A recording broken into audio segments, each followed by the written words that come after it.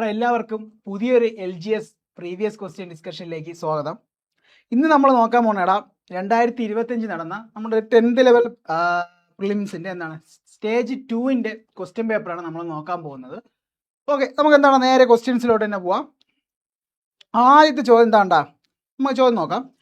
താഴെ കൊടുത്തിരിക്കുന്ന പ്രസ്താവനകളിൽ കേരള പോലീസിനെ സംബന്ധിച്ചുള്ള ശരിയായ പ്രസ്താവന ഏതെന്നാണ്. ഓക്കെ, എന്താണ് ശരിയായ പ്രസ്താവന ഏതെന്നാണ് ചോദിച്ചേക്കുന്നത്. ശരിയായ പ്രസ്താവന. ഓക്കെ, നമ്മളെന്താണ് ശരിയായതിനോട് ലൈൻ എടുക്കുക. നമുക്ക് ശരിയായ പ്രസ്താവനയാണ് വേണ്ടത്. ഓക്കെ, നമുക്ക് എല്ലാ സ്റ്റേറ്റ്മെൻറ്റും നോക്കാം. ഒന്നെന്താണ്ടാ മൃദുഭാവേ ദൃഢകൃത്യ എന്നതാണ് കേരള പോലീസിൻ്റെ ആപ്തവാക്യം, ഒന്നാമത്തെ സ്റ്റേറ്റ്മെൻറ്റ്. രണ്ടാമത്തെ കേരള നമ്മുടെ പോലീസ് സേനയുടെ മേധാവി ആരാണ്? DGP ആണെന്നാണ് രണ്ടാമത്തെ സ്റ്റേറ്റ്മെൻറ്റ്. അടുത്ത കേരള പോലീസിന്റെ ആസ്ഥാനം എവിടെയാണ്? തൃശ്ശൂരാണെന്നാണ് പറഞ്ഞേക്കുന്നത്. ഓക്കെ, അപ്പൊ നമുക്ക് 3 സ്റ്റേറ്റ്മെന്റ് ഉണ്ട്. ഇതിൽ ഏതാണ് ശരി എന്നാണ് ചോദിച്ചേക്കുന്നത്. ഓപ്ഷൻസ് നോക്കാം.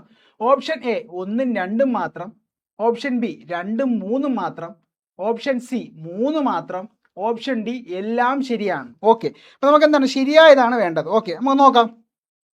ഒന്നാമത്തെ പോലീസിന്റെ ആപ്തവാക്യം മൃദുഭാവേ ദൃഢകൃത്യ. ഓക്കെ, അത് ശരിയാണ്. നമ്മുടെ കേരള പോലീസിന്റെ ആപ്തവാക്യം മൃദുഭാവേ ദൃഢകൃത്യ. ഓക്കെ, ദൃഢകൃത്യ അതെന്താണ്ടാ ശരിയായ പ്രസ്താവനയാണ്. അപ്പോൾ ഒന്നാമത്തെ സ്റ്റേറ്റ്മെന്റ് ശരിയാണ്. രണ്ടാമത്തെ കേരള പോലീസ് സേനയുടെ മേധാവിയാണ് DGP. കേരള പോലീസ് സേനയുടെ മേധാവിയാണ് DGP ആണ്, ശരിയാണ്. നമുക്ക് അടുത്തത് നോക്കാം. കേരള പോലീസിന്റെ ആസ്ഥാനം തൃശ്ശൂരാണ്.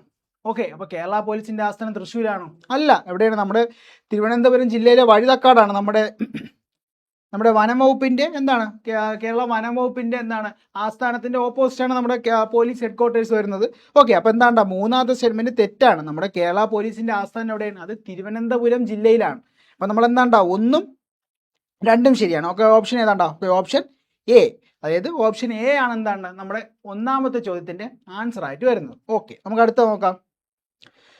അടുത്ത കുറച്ച് ഡാമുകളാണ് നമ്മുടെ ഇന്ത്യയിലെ നദികളിലുള്ള കുറച്ച് ഡാമും അത് സ്ഥിതി ചെയ്യുന്ന നദിയുമായിട്ട് ബന്ധപ്പെട്ടൊരു ജോഡിയാണ് തന്നേക്കുന്നത്. ഇതിൽ നമുക്ക് ശരിയായ ജോഡി വേണം. ഓക്കെ, അപ്പൊ താഴെ തന്നിരിക്കുന്നതിൽ ശരിയായ ജോഡിയാണ് കണ്ടെത്തേണ്ടത്. ഓക്കെ, അപ്പൊ നോക്കാം. ഫഗ്രാനങ്കൽ സത്ലജ് ഒന്നാമത്തെ ജോഡി. രണ്ടാമത്തെ ജോഡി ഹീരാകുഡ് മഹാനദിയിലാണ്. മൂന്നാമത്തെ തെഹിരി ഡാം എവിടെയാണ്? കൃഷ്ണയിലാണ്. ഓക്കെ, അടുത്ത സർദാർ സരോവർ നർമ്മദയിലാണ്. സർദാർ സരോവർ നർമ്മദയിലാണ്. ഓക്കെ, നമുക്ക് ശരിയായ ജോഡിയാണ് നമുക്ക് വേണ്ടത്. ഓക്കെ, ഓരോന്നായിട്ട് നോക്കാം. ഫഗ്രാനങ്കൽ. ഓക്കെ, ഫഗ്രാനങ്കൽ അണക്കെട്ട് എവിടെയുണ്ടാ? നമ്മുടെ സത്ലജ് നദിയിലാണ്. അത് കറക്റ്റാണ്, ശരിയായ ജോഡിയാണ്, ശരിയായ ആൻസർ ആണ്. ഓക്കെ, നമ്മുടെ ഫഗ്രാനങ്കൽ അണക്കെട്ട് എവിടെയാണ്? സത്ലജ് നദിയിലാണ് അത് സ്ഥിതി ചെയ്യുന്നത്. ഓക്കെ, അടുത്ത ഹീരാകുഡ്. ഓക്കെ, അപ്പൊ ഹീരാകുഡ്. ഹീരാകുഡ് ഏതാണ്? മഹാനദിയാണ്. ഹീരാകുഡ് എവിടെയാണ്? മഹാനദിയിലാണ്. അതും ശരിയാണ്. ഓക്കെ, മൂന്നാമത് നോക്കാം. തെഹിരി ഡാം കൃഷ്ണ നദിയിലാണ്. ഓക്കെ, തെഹിരി ഡാം എവിടെയാണ്? കൃഷ്ണ നദിയിൽ എന്നാണ് പറഞ്ഞേക്കുന്നത്. തെഹിരി ഡാം എവിടെയാണ്? നമ്മുടെ ഉത്തരേന്ത്യയിലാണ് തെഹിരി ഡാം ഉള്ളത്. എവിടെയാണ്? നമ്മുടെ ഉത്തരാഖണ്ഡിലാണ് തെഹിരി ഡാം. കൃഷ്ണ നദി എവിടെയാണ്? നമ്മുടെ ദക്ഷിണേന്ത്യയിലുള്ള ഒരു നദിയാണ്. ഓക്കെ, അപ്പൊ അത് തെറ്റായ ജോഡിയാണ്. അടുത്ത നോക്കാം. സർദാർ സരോവർ നർമ്മദയിലാണ്. കറക്റ്റ് ആണ്. ഓക്കെ, സർദാർ സരോവർ വേണ്ട, നർമ്മദയിലാണ്. ഓക്കെ, അപ്പോൾ നമുക്കിവിടെ നോക്കേണ്ടത്? അവിടെ ശരിയായ ഏതൊക്കെയുണ്ടാ? നമുക്ക് 1 ശരിയാണ്, 2ഉം ശരിയാണ്, 4ഉം ശരിയാണ്. ഓക്കെ, അപ്പോൾ 1ഉം 2ഉം 4ഉം ഓപ്ഷൻ C ആണ്. ഓക്കെ, അപ്പോൾ നമുക്ക് നോക്കാം. ഈ നമ്മുടെ തെഹിരി ഡാം എവിടെയാണ്ടാ? നമ്മുടെ തെഹിരി ഡാം ഏത് നദിയിലാണ്ടാ സ്ഥിതി ചെയ്യുന്നത്? തെഹിരി ഡാം ഏതാണ്ടാ? നമ്മുടെ ഭഗീരഥി നദിയിലാണ്. തെഹിരി ഡാം എവിടെയാണ്? നമ്മുടെ ഭഗീരഥി നദിയിലാണ്. തെഹിരി ഡാം നമ്മുടെ എവിടെയുണ്ടാ? നമ്മുടെ ഭഗീരഥി നദിയിലാണ് സ്ഥിതി ചെയ്യുന്നത്. ഓക്കെ, നമുക്ക് അടുത്ത ചോദ്യത്തോട്ട് പോവാം. അടുത്ത കേരള നവോത്ഥാനവുമായി ബന്ധപ്പെട്ട ഒരു ചോദ്യമാണ്. എന്താണ് ചോദ്യം? വാഗ്ഭടാനന്ദ ഗുരുവിനെ പറ്റിയുള്ള താഴെ പറയുന്ന പ്രസ്താവനകളിൽ ശരിയായത് ഏത്? ഓക്കെ, നമുക്ക് അവിടെ ഒരു വരയിടാം. നമുക്ക് ശരിയായതാണ് കണ്ടെത്തേണ്ടത്, ശരിയായത്. ഓക്കെ, നമുക്ക് ഓരോന്നേരം നോക്കാം. കണ്ണൂർ ജില്ലയിലെ പാടിയത്ത് ജനിച്ചു. ഓക്കെ, ഒന്നാമത്തെ സ്റ്റേറ്റ്മെന്റ് അദ്ദേഹം കണ്ണൂർ ജില്ലയിലെ പാടിയത്ത് ജനിച്ചെന്ന് പറയുന്നു. അടുത്ത 1906 തത്വപ്രകാശിക എന്ന വിദ്യാലയം അദ്ദേഹം സ്ഥാപിച്ചു. രണ്ടാമത്തെ സ്റ്റേറ്റ്മെന്റ്. മൂന്നാമത്തെ സ്റ്റേറ്റ്മെന്റ് 1914 ശിവയോഗി വിലാസം മാസിക ആരംഭിച്ചു. അടുത്ത സ്റ്റേറ്റ്മെന്റ് 1947 ഗാന്ധിജിയുമായി കൂടിക്കാഴ്ച നടത്തി. ഓക്കെ, അപ്പോൾ എന്താണ് നമുക്ക് 4 എന്താണ്ട ഏതൊക്കെയാണ് ശരി നോക്കാം. ഒന്നാമത്തെ എന്താണ്ട കണ്ണൂർ ജില്ലയിലെ എവിടെയാണ് പാടിയത്ത് ജനിച്ചു അദ്ദേഹം. ഓക്കെ, കറക്റ്റാണ്. അദ്ദേഹം എവിടെയാണ്? കണ്ണൂർ ജില്ലയിലെ പാടിയത്താണ് അദ്ദേഹം ജനിച്ചത്. അടുത്ത എന്താണ്ട അദ്ദേഹം സ്ഥാപിച്ച ഒരു വിദ്യാലയമാണ് തത്വപ്രകാശിക. ഓക്കെ, അത് കറക്റ്റാണ്. ഓക്കെ, അദ്ദേഹം തത്വപ്രകാശിക എന്ന വിദ്യാലയം സ്ഥാപിച്ചത് ആരാണ്? വാഗ്ഭടാനന്ദനാണ്. നമ്മുടെ മലബാറിലെ ശ്രീനാരായണ ഗുരു എന്നറിയപ്പെടുന്ന വാഗ്ഭടാനന്ദനാണ്. എന്നാണ് 1906 അടുത്ത എന്താണ്ട 914 ശിവയോഗി വിലാസം എന്ന മാസിക ആരംഭിച്ചു. 914 എന്താണ് ശിവയോഗി വിലാസം എന്ന മാസിക ആരംഭിച്ചു. ഓക്കെ, അതെന്താണ്? അതും കറക്റ്റായിട്ട് സ്റ്റേറ്റ്മെന്റ് ആണ്. എന്നാൽ അടുത്ത നോക്കാം. 947 ഗാന്ധിജിയുമായി കൂടിക്കാഴ്ച നടത്തി. ഓക്കെ, എടാ വാഗ്ഭടാനന്ദൻ എന്താണ് നമ്മുടെ മഹാത്മാവിനെ കണ്ടുമുട്ടിയിട്ടുണ്ടോടാ? ഇല്ല. ഓക്കെ, അപ്പം എന്താണ്ട് അത് തെറ്റായ സ്റ്റേറ്റ്മെന്റ് ആണ്. ഓക്കെ, അപ്പം നമുക്ക് ഏതൊക്കെ ഉണ്ടാവും? 1, 2, 3 ശരി. അപ്പോൾ ഏതാണ്ടാ മൂന്നാമത്തേന്? ഇതാ ഓപ്ഷൻ എ ആണ്. 1, 2, 3 ശരിയാണ്. ഓക്കെ, നമുക്ക് എന്താണ് അടുത്തതിലോട്ട് പോവാം. ഓക്കെ, അടുത്തെന്താണ് നമ്മൾ വൈക്കം സത്യാഗ്രഹവുമായി ബന്ധപ്പെട്ടൊരു ചോദ്യമാണ്. വൈക്കം സത്യാഗ്രഹവുമായി ബന്ധപ്പെട്ട് താഴെ പറയുന്ന പ്രസ്താവനകളിൽ ശരിയായത് ഏത്? ഓക്കെ, നമുക്ക് എന്താണ്ട കണ്ടെത്തേണ്ടത്? ശരിയായതാണ് കണ്ടെത്തേണ്ടത്. ഓക്കെ, അപ്പോൾ 4 ഓപ്ഷൻ ഉണ്ട്, നോക്കാം. സവർണ ജാഥ ഇതിനോടനുബന്ധിച്ച് നടന്നതാണ് ഒന്നാമത്തെ സ്റ്റേറ്റ്മെന്റ്. രണ്ടാമത്തെ എന്താണ്ട EV രാമസ്വാമി നായ്ക്കർ സത്യാഗ്രഹത്തിൽ പങ്കെടുത്തു. ഓക്കെ, അടുത്തെന്താണ്ട സത്യാഗ്രഹം അവസാനിക്കുമ്പോൾ സേതുലക്ഷ്മി ഭായി ആയിരുന്നു തിരുവിതാംകൂറിലെ ഭരണാധികാരി. ഓക്കെ, അടുത്തെന്താണ് ക്ഷേത്രപ്രവേശനമായിരുന്നു സത്യാഗ്രഹികളുടെ ആവശ്യം. ഓക്കെ, അപ്പം 4 സ്റ്റേറ്റ്മെന്റ് നമുക്ക് നോക്കാം. ഓക്കെ, ഒന്നെന്താണ്ട സവർണ ജാഥ ഇതിനോടനുബന്ധിച്ചാണ് നടന്നത്. ശരിയാണ്. നമ്മുടെ മന്നത്ത് പത്മനാഭൻ നടത്തിയ സവർണ ജാഥ എന്താണ്ട നമ്മുടെ വൈക്കം സത്യാഗ്രഹവുമായി ബന്ധപ്പെട്ടതാണ്. അടുത്തതെന്താണ് EV രാമസ്വാമി നായ്ക്കർ സത്യാഗ്രഹത്തിൽ പങ്കെടുത്തു. ശരിയാണ്. EV രാമസ്വാമി നായ്ക്കർ എന്താണ്ട സത്യാഗ്രഹത്തിൽ പങ്കെടുത്തിട്ടുള്ളതാണ്. ഓക്കെ, സത്യാഗ്രഹം അവസാനിക്കുമ്പോൾ സേതുലക്ഷ്മി ഭായി ആയിരുന്നു തിരുവിതാംകൂറിലെ ഭരണാധികാരി. കറക്റ്റാണ്. നമ്മുടെ വൈക്കം സത്യാഗ്രഹം അവസാനിക്കുന്ന സമയത്ത് ആരാണ്ട സേതുലക്ഷ്മി ഭായി ആയിരുന്നു എന്താണ് നമ്മുടെ തിരുവിതാംകൂറിലെ ഭരണാധികാരി. അതും കറക്റ്റാണ്. ഓക്കെ, അടുത്തെന്താണ്ട ക്ഷേത്രപ്രവേശനമായിരുന്നോ സത്യാഗ്രഹികളുടെ ആവശ്യം? ഓക്കെ, അതായത് വൈക്കം ക്ഷേത്രത്തിൽ പ്രവേശിക്കാൻ അനുവാദമില്ലാത്തതിന്റെ പേരിൽ നടന്ന സത്യാഗ്രഹമാണോ വൈക്കം സത്യാഗ്രഹം? അല്ല. എന്താണ്ട അത് വൈക്കം ക്ഷേത്രത്തിന് ചുറ്റുമുള്ള എന്താണ്ട വഴികളിലൂടെയുള്ള സഞ്ചാര സ്വാതന്ത്ര്യത്തിനാണ്. ഓക്കെ, നമ്മുടെ വൈക്കം ക്ഷേത്രത്തിന് എന്താണ്ട ചുറ്റുമുള്ള വൈക്കം ക്ഷേത്രം ഇതാണെങ്കിൽ അതിന് ചുറ്റുമുള്ള വഴികളിലൂടെയുള്ള എന്താണ്ട സഞ്ചാര സ്വാതന്ത്ര്യം എന്താണ് അവർക്ക് ഇല്ലായിരുന്നു. ഓക്കെ, അപ്പോൾ അതിനു വേണ്ടിയാണ് എന്താണ് അവർ വൈക്കം സത്യാഗ്രഹം അവിടെ നടന്നത്. അല്ലാതെ എന്താണ്ട ക്ഷേത്രപ്രവേശനത്തിന് ആയിരുന്നില്ല. ഓക്കെ, അപ്പോൾ നമ്മൾ ശരിയായ പ്രസ്താവന ഏതൊക്കെയുണ്ടാ? 1 ശരിയാണ്, 2 ശരിയാണ്, 3 ശരിയാണ്, 4 എന്താണ്ട തെറ്റാണ്. ഓക്കെ, അപ്പോൾ നമ്മൾ ഏത് വരും? 1, 2, 3 ശരിയാണ്. നാലാമത്തെ പ്രസ്താവന എന്താണ്? തെറ്റാണ്. അപ്പോൾ നമ്മുടെ ഓപ്ഷൻ എ ആണ്. 1, 2, 3 ശരിയാണ്. ഓക്കെ, നമുക്ക് അടുത്ത ചോദ്യത്തിലോട്ട് പോവാം. താഴെ പറയുന്നതിൽ രാജാറാം മോഹൻ റോയിയുടെ രചനകളിൽ പെടാത്തതാണ്. ഓക്കെ, അപ്പോൾ താഴെ പറയുന്നത് രാജാറാം മോഹൻ റോയിൽ എന്താണ്ട രാജാറാം മോഹൻ റോയ് രചിക്കാത്ത കൃതി ഏതെന്നാണ് ചോദിച്ചേക്കുന്നത്. നമുക്ക് നോക്കാം. എന്താണ്ട ഓക്കെ, ഒന്നാമത്തെ എന്താണ്ട പ്രിസെപ്റ്റ്സ് ഓഫ് ജീസസ്. അടുത്തെന്താണ്ട തുഹ്ഫത്തുൽ മുവാഹിദീൻ. അടുത്തെന്താണ് guide to peace and happiness. അടുത്തെന്താണ്ട സതിഹിത ബോധിനി. ഓക്കെ, നമുക്ക് നോക്കാം. നമുക്ക് ഓരോന്നാരും നോക്കാം. പ്രിസെപ്റ്റ്സ് ഓഫ് ജീസസ് ആര് രചിച്ചേണ്ട? രാജാറാം മോഹൻ റോയ് ആണ്. ഓക്കെ, പ്രിസെപ്റ്റ്സ് ഓഫ് ജീസസ് ആരാണ് രചിച്ചത്? അത് രാജാറാം മോഹൻ റോയ് ആണ്. ഓക്കെ, അടുത്തെന്താണ്ട തുഹ്ഫത്തുൽ മുവാഹിദീൻ. എന്താണ്ട തുഹ്ഫത്തുൽ മുവാഹിദീൻ ആരാണ്? അദ്ദേഹം തന്നെയാണ് രചിച്ചത്. അടുത്തെന്താണ്ട guide to peace and happiness ആരാണ്ട? അദ്ദേഹം രചിച്ച കൃതിയാണ്. ഓക്കെ, അടുത്ത എന്താണ്ട സതിഹിത ബോധിനി അദ്ദേഹമാണോ രചിച്ചത്? അല്ല. ഓക്കെ, സതിഹിത ബോധിനി അതായത് സതിഹിത ബോധിനി ആരാണ് രചിച്ചത്? അത് വീരേശലിംഗം പന്തലു ആണ്. വീരേശലിംഗ പന്തലു. ഓക്കെ, അപ്പൊ സതിഹിത ബോധിനി ആരാണ് രചിച്ചത്? വീരേശലിംഗം പന്തുലു ആണ് എന്താണ് സതിഹിത ബോധിനി രചിച്ചത്. ഓക്കെ, അപ്പോൾ നമുക്ക് 3 ടെസ്റ്റ് ഉണ്ട്, ഇമ്പോർട്ടൻ്റ് ആണ്. ഏതൊക്കെയുണ്ട? രാജാറാം മോഹൻ റോയ് ടെസ്റ്റ് ഏതൊക്കെയുണ്ട? Precepts of Jesus, Tuhfatul Muhahidin, പിന്നെന്താണ് guide to peace and happiness. ഈ 3 ടെസ്റ്റും രചിച്ച ആരാണ്ട? നമ്മുടെ രാജാറാം മോഹൻ റോയ്. ഇന്ത്യൻ നവോത്ഥാനത്തിന്റെ പിതാവായ രാജാറാം മോഹൻ റോയ് ആണ്. സതിഹിത ബോധിനി ആരാണ് രചിച്ചത്? വീരേശലിംഗം പന്തലു. ഓക്കെ, അടുത്തെന്താണ് ഒരു ചേരുംപടി. അതായത് നമ്മുടെ ഒരു ചേരുംപടി അല്ല, നമുക്കൊരു ശരിയായ ജോഡി. നേരത്തെ നമ്മൾ കണ്ട പോലെ എന്താണ് ഇതിൽ തന്നിരിക്കുന്നതിൽ ശരിയായ ജോഡി കണ്ടെത്താനാണ്. ശരിയായ ജോഡി കണ്ടെത്തുക. ഓക്കെ, നോക്കാം. കേരള മീഡിയ അക്കാദമി തൃശ്ശൂർ ജില്ലയിലും പിന്നെ അടുത്തെന്താണ്ട ചലച്ചിത്ര അക്കാദമി, നമ്മുടെ കേരള ചലച്ചിത്ര അക്കാദമി തിരുവനന്തപുരം ജില്ലയിൽ നിന്നും. പിന്നെന്താണ് കേരള ഫോക്ലോർ അക്കാദമി കണ്ണൂർ ജില്ലയിൽ നിന്നും. അടുത്തെന്താണ് കേരള ലളിതകല അക്കാദമി കാക്കനാടുമാണെന്നാണ് പറഞ്ഞേക്കുന്നത്. ഓക്കെ, അപ്പോൾ നമുക്കിതിൽ ശരിയായ ജോഡി നോക്കാം. Kerala media academy, Kerala media academy എവിടെയാണ്? കേരള മീഡിയ അക്കാദമി എവിടെയെന്നാണ് പറഞ്ഞേക്കുന്നത്? ക്വസ്റ്റ്യനിൽ തൃശ്ശൂർ എന്നാണ് പറഞ്ഞേക്കുന്നത്. ഓക്കെ, അപ്പോൾ എന്താണ് Kerala media academy Thrissur ജില്ലയിലല്ല, എവിടെയുണ്ടാ?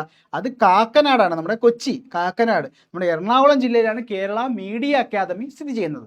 Okay, അടുത്തെന്താണ് ചലച്ചിത്ര അക്കാദമി, കേരള ചലച്ചിത്ര അക്കാദമി തിരുവനന്തപുരം ജില്ലയിൽ എന്ന് പറഞ്ഞിരിക്കുന്നു. ഓക്കെ, അത് കറക്റ്റാണ്,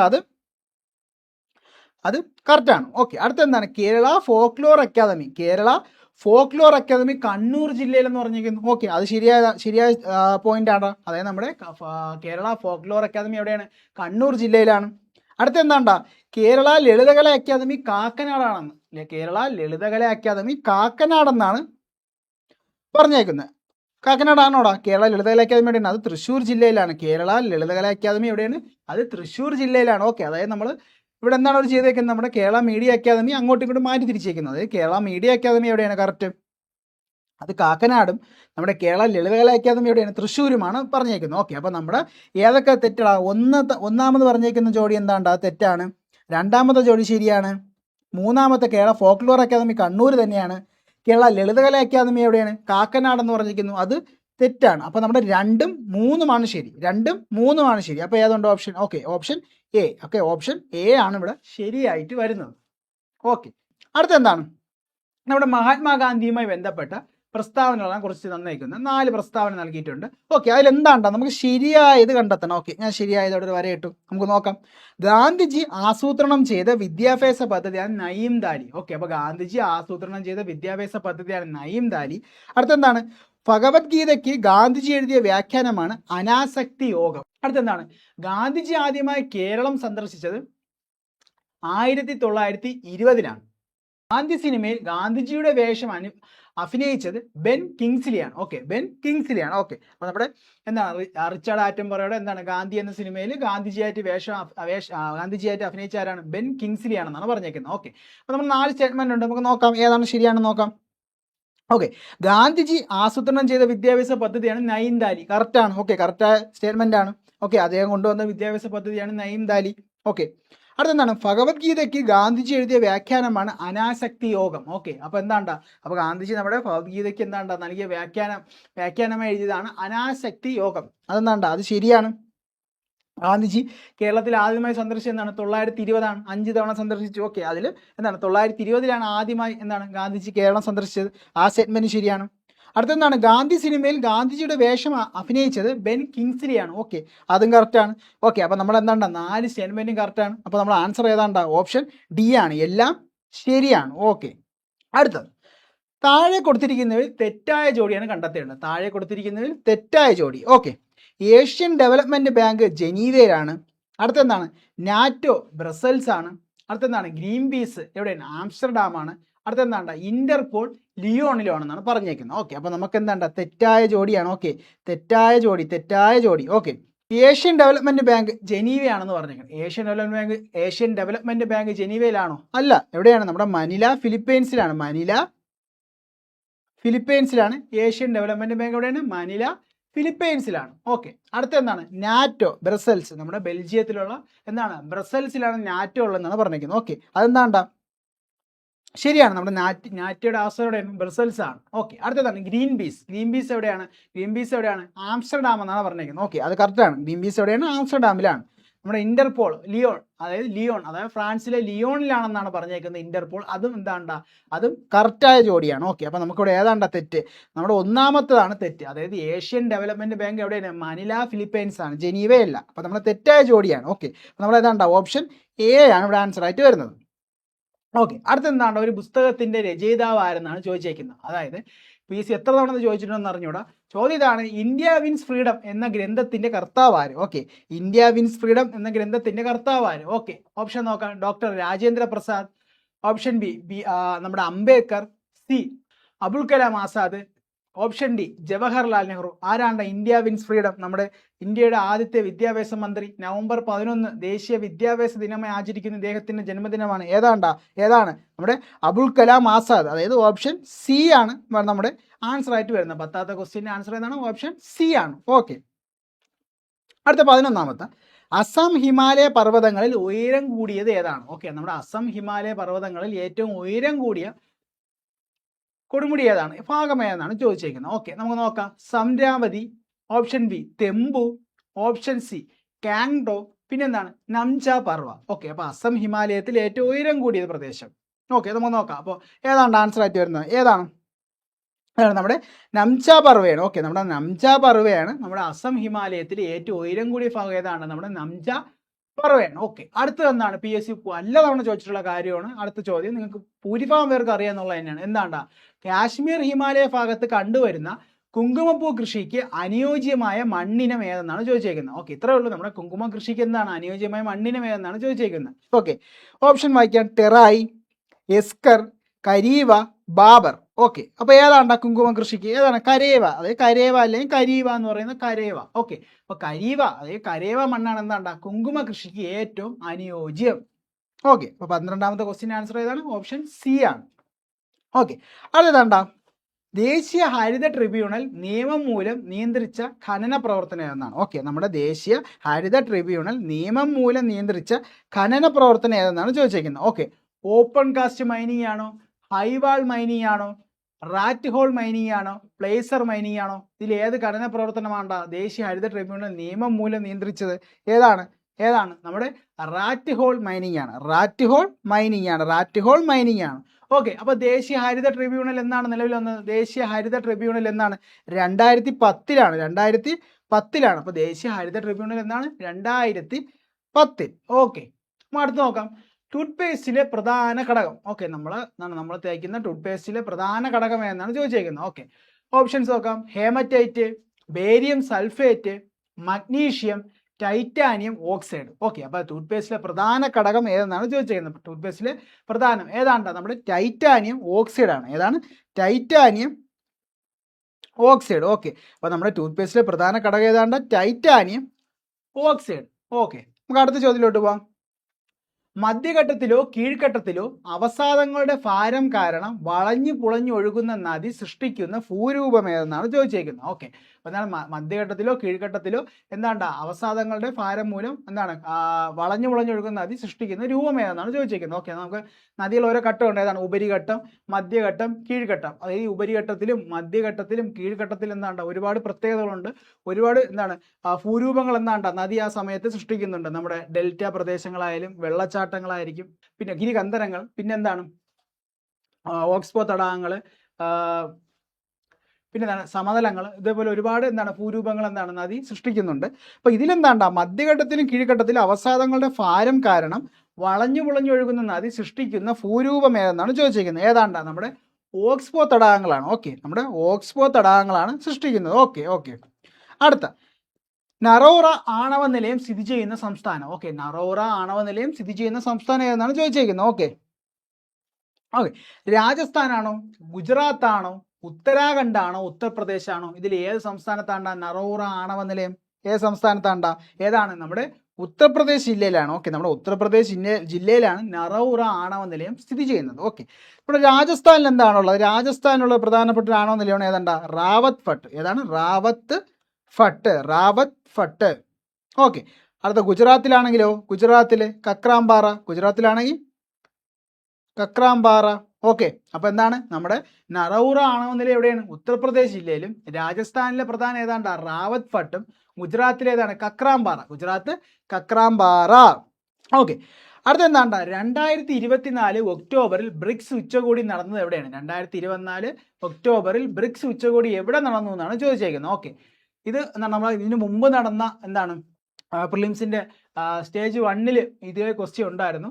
സെയിം ക്വസ്റ്റ്യൻ ആയിരുന്നു, റിപ്പീറ്റ് അടിച്ചത് വീണ്ടും വന്നിരിക്കുകയാണ്. ഓക്കെ, അപ്പോൾ എന്നാൽ 2024 ഒക്ടോബറിൽ ബ്രിക്സ് ഉച്ചകോടി നടന്നതിന്റെ വേദി എവിടെയാണ്? ഓക്കെ, കസ്വാൻ റഷ്യയാണോ, കെയ്റോ ഈജിപ്ത് ആണോ, പിന്നെ UAE ദുബായ് UAE ആണോ, പിന്നെ എന്താണ് ബീജിംഗ് ചൈനയാണോ? എവിടെയാണ് 2024 എന്താണ് ബ്രിക്സ് ഉച്ചകോടി നടന്നത്? എവിടെയാണ്? നമ്മുടെ കസ്വാൻ റഷ്യ.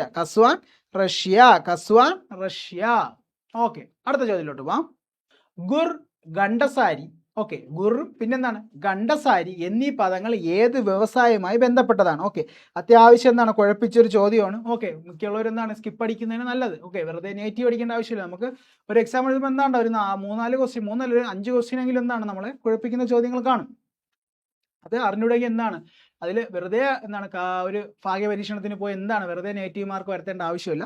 സ്കിപ്പ് ചെയ്യുക. ഓക്കെ, നമുക്കറിയാവുന്ന ചോദ്യങ്ങൾ എഴുതുക. നമ്മളെ കുഴപ്പിക്കാൻ വേണ്ടി, അതായത് നമ്മുടെ മാർക്ക് കളയാൻ വേണ്ടി ഇടുന്ന ക്വസ്റ്റ്യങ്ങൾ തന്നെയാണത്. ഓക്കെ, അറിഞ്ഞുണ്ടെങ്കിൽ എന്താണ് അത് അറ്റൻഡ് ചെയ്യാൻ പോകരുത്. ഓക്കെ, അപ്പോൾ ഇവിടെ എന്താണ് ഗുർ, ഗണ്ടസാരി എന്നീ പദങ്ങൾ ഏത് വ്യവസായവുമായി ബന്ധപ്പെട്ടതാണ്? ഓക്കെ, ഇരുമ്പുരുക്ക് വ്യവസായം, ടെക്സ്റ്റൈൽ വ്യവസായം, പഞ്ചസാര വ്യവസായം, രാസ വ്യവസായം.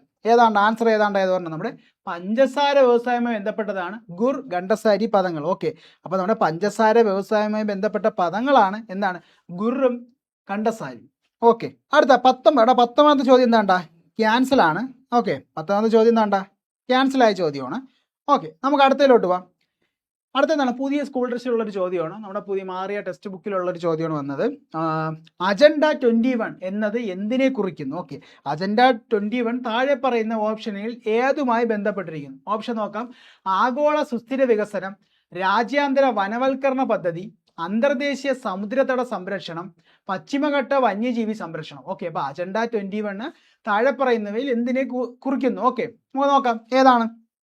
ആഗോള സുസ്ഥിര വികസനമാണോ, അതോ രാജ്യാന്തര വനവൽക്കരണ പദ്ധതിയാണോ, പിന്നെന്താണ് സമുദ്രതട സംരക്ഷണമാണോ, പിന്നെന്താണ് പശ്ചിമഘട്ടത്തിൽ എന്താണ് വന്യജീവി സംരക്ഷണവുമായി ബന്ധപ്പെട്ട പദമാണോ അജണ്ട 21? ഏതാണ്ട് ആഗോള സുസ്ഥിര വികസനവുമായി ബന്ധപ്പെട്ട പദമാണ്. ആഗോള സുസ്ഥിര വികസനവുമായി ബന്ധപ്പെട്ട പദമാണ് എന്താണ് അജണ്ട 21. അജണ്ട 21. ഓക്കെ, അടുത്ത ചോദ്യത്തിലോട്ട് പോവാം. ആയുഷ്മാൻ ഭാരത് പ്രധാനമന്ത്രി ജൻ ആരോഗ്യ യോജന ഏത് പ്രായപരിധിയിലുള്ളവരെയാണ് ഉൾക്കൊള്ളിച്ചിരിക്കുന്നത്? ഓക്കെ, ആയുഷ്മാൻ ഭാരത് പ്രധാനമന്ത്രി ജൻ ആരോഗ്യ യോജന എന്ന പദ്ധതിയിൽ ഉൾപ്പെടുത്തിയിരിക്കുന്നത് ഏത് പ്രായപരിധിയിലുള്ളവരെയാണ്? ഏത് പ്രായപരിധിയിലുള്ളവരാണ് നോക്കാം. 60 വയസ്സിന് താഴെയുള്ളവരാണോ, 70 വയസ്സിന് മുകളിലുള്ള എല്ലാവരെയുമാണോ, 60 വയസ്സ് കഴിഞ്ഞ വനിതകൾ മാത്രമാണോ, അല്ലെങ്കിൽ എന്താണ് പ്രായപരിധി ഇല്ല? ഏതാണ്ട് ഓപ്ഷൻ ഏതാണ്? ഓപ്ഷൻ ബി, 70 വയസ്സിന് മുകളിലുള്ള എല്ലാവരും. 70 വയസ്സിന് മുകളിലുള്ള എല്ലാവരുമാണ് എന്താണ് ആയുഷ്മാൻ ഭാരത് പ്രധാനമന്ത്രി ജൻ ആരോഗ്യ യോജനയിൽ ഉൾപ്പെടുത്തിയിരിക്കുന്നത്. ഈ പദ്ധതിക്ക് ഒരു പ്രത്യേകതയുണ്ട്. ലോകത്തിലെ തന്നെ ഏറ്റവും വലിയ ആരോഗ്യ പദ്ധതിയാണ്. ലോകത്തിലെ തന്നെ ഏറ്റവും വലിയ ആരോഗ്യ പദ്ധതിയാണ്. ഇത് എന്നാണ് വന്നത്? 2018 സെപ്റ്റംബർ 23. ഓക്കെ, അപ്പോൾ എന്താണ് നമ്മുടെ ആയുഷ്മാൻ ഭാരത് പ്രധാനമന്ത്രി ജൻ ആരോഗ്യ യോജന എന്ന് നിലവിൽ വന്നു? 2018 സെപ്റ്റംബർ 23 കേന്ദ്ര സർക്കാർ കൊണ്ടുവന്നത്. ഈ പദ്ധതിയുടെ ഗുണഭോക്താക്കൾ എന്താണ് 70 വയസ്സിന് മുകളിലുള്ള എല്ലാവരും അതോർത്തുള്ള എല്ലാവരും, സ്ത്രീ പുരുഷ വ്യത്യാസമില്ല, എല്ലാവരും. ലോകത്തിലെ തന്നെ ഏറ്റവും വലിയ ആരോഗ്യ പദ്ധതിയാണ് ആയുഷ്മാൻ ഭാരത് പ്രധാനമന്ത്രി ജൻ ആരോഗ്യ യോജന. ഓക്കെ, അടുത്ത ചോദ്യത്തിലോട്ട് പോവാം. ഓക്കെ, നമ്മുടെ ദേശീയ ഹരിത ട്രിബ്യൂണൽ നമ്മൾ നേരത്തെ പറഞ്ഞു തന്നെയാണ്. അതൊരു ചോദ്യം വീണ്ടും വന്നേക്കുന്നു. ദേശീയ ഹരിത ട്രിബ്യൂണൽ സ്ഥാപിതമായ വർഷം. ഞാൻ നേരത്തെ പറഞ്ഞേ ഉള്ളൂ. ഓക്കെ, 2008 ആണോ, 2005 ആണോ, 2010 ആണോ, 2015 ആണോ? നമ്മൾ നേരത്തെ ഞാൻ ഒരു ക്വസ്റ്റ്യൻ പറഞ്ഞപ്പോൾ പറഞ്ഞാണ്. ഏതാണ്ടാ 2010 ആൻസർ. 2010. ഓക്കെ, അടുത്തെന്താണ് ലഞ്ച് ബെൽ പദ്ധതി ആവിഷ്കരിച്ച സംസ്ഥാനം ഏതാണ്? ഓപ്ഷൻ നോക്കാം. കേരളം, കർണാടക, തമിഴ്നാട്, ഗോവ. ഇതിലെ ഏത് സംസ്ഥാനത്താണ് ലഞ്ച് ബെൽ പദ്ധതി ആവിഷ്കരിച്ചത്? എവിടെയാണ്? അത് നമ്മുടെ കേരളത്തിലാണ്. ഓക്കെ, അടുത്ത ചോദ്യത്തിലോട്ട് പോവാം. അടുത്തെന്താണ് കുറച്ച് സ്റ്റേറ്റ്മെന്റ് ആണ്. താഴെ പറയുന്നവയിൽ നമ്മുടെ 1920 നിസ്സഹകരണ പ്രസ്ഥാനവുമായി ബന്ധമില്ലാത്തത് ഏതെന്നാണ്? ഓക്കെ, നമ്മുടെ 1920 നിസ്സഹകരണ പ്രസ്ഥാനവുമായി ബന്ധമില്ലാത്ത പ്രസ്താവന ഏതെന്നാണ് ചോദിച്ചേക്കുന്നത്. ഓക്കെ, നോക്കാം. 1. തിരഞ്ഞെടുപ്പുകൾ ബഹിഷ്കരിക്കുക, ഫ്യൂഡൽ നികുതി നൽകുക, നികുതി നൽകാതിരിക്കുക. ഓക്കെ, അപ്പോൾ 3 സ്റ്റേറ്റ്മെന്റ് നൽകിയിട്ടുണ്ട്. ഇതിൽ ഏതാണ്ട് നമ്മുടെ നിസ്സഹകരണ പ്രസ്ഥാനവുമായി ബന്ധമില്ലാത്തത്? തിരഞ്ഞെടുപ്പുകൾ ബഹിഷ്കരിക്കുക. ഓക്കെ, അതിന്റെ ഭാഗമായ പ്രവർത്തനമാണ് തിരഞ്ഞെടുപ്പുകൾ ബഹിഷ്കരിക്കുക. അടുത്തെന്താണ് ഫ്യൂഡൽ നികുതി നൽകുക. ആണോ? അല്ല. ഫ്യൂഡൽ നികുതി നൽകുക എന്നത് നമ്മുടെ നിസ്സഹകരണ പ്രസ്ഥാനവുമായി ബന്ധമില്ലാത്തതാണ്. അടുത്തെന്താണ് നികുതി നൽകാതിരിക്കുക. എന്നാണ് അതുമായി ബന്ധപ്പെട്ടാണ്. അപ്പൊ നമുക്ക് എന്താണ് ചോദിച്ചിരിക്കുന്നത്? ബന്ധമില്ലാത്തതാണ്. ഏതാണ്? നമ്മുടെ ഫ്യൂഡൽ നികുതി നൽകാതിരിക്കുക. അപ്പൊ 2 മാത്രമാണ്. അപ്പൊ 2 മാത്രം ഏതാണ്ട് ഓപ്ഷൻ ബി ആണ്. ഓപ്ഷൻ ബി ആണ്, ഓപ്ഷൻ ബി ആണ്. അപ്പോൾ നമ്മുടെ നിസ്സഹകരണ പ്രസ്ഥാനവുമായി ബന്ധമുള്ള ഏതൊക്കെയാണ്? തിരഞ്ഞെടുപ്പുകൾ ബഹിഷ്കരിച്ചു. പിന്നെന്താണ്? അന്നത്തെ കാലത്ത് എന്താണ്ടാ നിസ്സഹകരണ സമര കാലത്ത് നീതികൾ നൽകിയിട്ടില്ല. ഓക്കെ, അപ്പോൾ ഇത് രണ്ടും എന്താണ്ടാ അതുമായി ബന്ധപ്പെട്ട നിസ്സഹകരണ പ്രസ്ഥാനവുമായി ബന്ധപ്പെട്ട സ്റ്റേറ്റ്മെന്റുകളാണ്. ഓക്കെ, അടുത്ത എന്താണ്? താഴെ പറയുന്നതിൽ ശ്രീനാരായണ ഗുരു രചിച്ച ഗ്രന്ഥം ഏതെന്നാണ്. അപ്പോൾ താഴെ പറയുന്നതിൽ ശ്രീനാരായണ ഗുരു രചിച്ച ഗ്രന്ഥം ഏതെന്നാണ് ചോദിച്ചേക്കുന്നത്. ഓക്കെ, നമുക്ക് നോക്കാം. ഓപ്ഷൻ വായിക്കാം.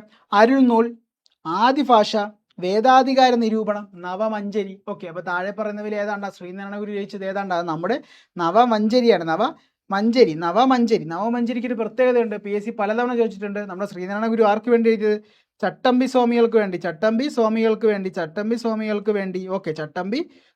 വേണ്ടി. ഓക്കെ, അപ്പോൾ താഴെ പറയുന്നവരിൽ ശ്രീനാരായണ ഗുരു രചിച്ച ഗ്രന്ഥം ഏതെന്നാണ് ചോദിച്ചേക്കുന്നത്. ഏതാണ്ടാ? നമ്മുടെ നവമഞ്ചരിയാണ്. ഓക്കെ, നമ്മുടെ വേദാധികാര നിരൂപണം ആദിഭാഷകാരേണ്ട ചട്ടമ്പി സ്വാമികളുടെയാണ്. അരുൾനൂൽ ആരെയാണ്? അത് വൈകുണ്ഠ സ്വാമി. ഓക്കെ, അപ്പോൾ അരുൾനൂൽ ആരുടെയാണ്? അത് വൈകുണ്ഠ സ്വാമിയുടെ. വേദാധികാര നിരൂപണം ആദിഭാഷ ആരാണ്? അത് ചട്ടമ്പി സ്വാമികളുടെയാണ്. നവമഞ്ചരി ആരെയാണ്? അത് ശ്രീനാരായണ ഗുരു ചട്ടമ്പി സ്വാമികൾക്കായി രചിച്ച ഗ്രന്ഥമാണ്. ഓക്കെ, അപ്പോൾ എന്താണ്? ശ്രീനാരായണ ഗുരുവിൻ്റെ ഒരു ഗ്രന്ഥമാണ് നവമഞ്ചരി. ആദിഭാഷ വേദാധികാര നിരൂപണം ചട്ടമ്പി സ്വാമി. അരുൾനൂൽ ആരെയാണ്? അത് വൈകുണ്ഠ സ്വാമികളുടെയാണ്. ഓക്കെ, അടുത്ത ചോദ്യം. ജലസംഭരണിയുടെ അവശിഷ്ടങ്ങൾ കണ്ടെത്തിയ ഹാരപ്പൻ പ്രദേശം ഏതാണ്? ഓക്കെ, അപ്പോൾ ജലസംഭരണിയുടെ അവശിഷ്ടങ്ങൾ കണ്ടെത്തി. ഇതും നമ്മുടെ പുതിയ SCRTയിലെ ചോദ്യമാണ്. SCRTയിൽ ഒരു കോളം ആയിട്ട് കൊടുത്തേക്കുന്ന ഒരു ബോക്സ് കൊടുത്തേക്കുന്ന കാര്യമാണ്. അത് കറക്റ്റ് കോപ്പി പേസ്റ്റ് ചെയ്ത ചോദ്യമാണ്. ഓക്കെ, അപ്പോൾ എന്താണ് ഓപ്ഷൻ നോക്കാം. ഷോർട്ടുകായ്, ലോദാൽ, ധോളാവീര, ചാൻഹുദാരോ. ഓക്കെ, അപ്പോൾ ജലസംഭരണിയുടെ അവശിഷ്ടം കണ്ടെത്തിയ ഹാരപ്പൻ പ്രദേശം ഏതെന്നാണ് ചോദിച്ചേക്കുന്നത്. ഏതാണ്ടാ? നമ്മുടെ ധോളാവീരയാണ്. ഓക്കെയാണ്, ധോളാവീരയാണ്. ഓക്കെ, ധോളാവീരയിൽ നിന്നാണ് നമ്മുടെ എന്താണ് ജലസംഭരണിയുടെ അവശിഷ്ടങ്ങൾ കണ്ടെത്തിയത്. ഓക്കെ, അടുത്ത എന്താണ്ടാ? അടുത്ത ആനി ബസന്റുമായി ബന്ധമില്ലാത്ത പ്രസ്താവന ഏതാണ്? നമുക്ക് നോക്കാം. ഒന്നാമത്തെ എന്താണ്? ഗുലാംഗിരി എന്ന ഗ്രന്ഥം രചിച്ചു. അടുത്തെന്താണ്? ഭഗവത്ഗീത ഇംഗ്ലീഷിലേക്ക് വിവർത്തനം ചെയ്തു. 1916 ഹോം റൂൾ പ്രസ്ഥാനം ആരംഭിച്ചു. നമുക്ക് നോക്കാം. ബന്ധമില്ലാത്തതാണ്. ഗുലാംഗിരി എന്ന ഗ്രന്ഥം രചിച്ചു. ആരാണ്? നമ്മൾ ആനി ബസന്റ് അല്ല. ഗുലാംഗിരി എന്ന ഗ്രന്ഥം രചിച്ച ആരാണ്ട്? അത് ജ്യോതിറാവു ഫുലെയാണ്. നമ്മുടെ ജ്യോതിറാവു ഫുലെയാണ്. ഓക്കെ, ഭഗവത്ഗീത ഇംഗ്ലീഷിലേക്ക് വിവർത്തനം ചെയ്തു.